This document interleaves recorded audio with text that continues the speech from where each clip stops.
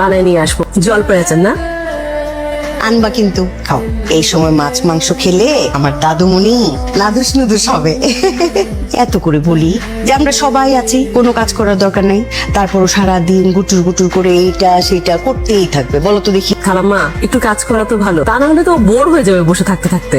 না না, এত কাজের দরকার নাই। কাজ করতে গেলে তো পেটে চাপ খাবে, তখন আমার দাদুমণি ব্যথা পাবে না।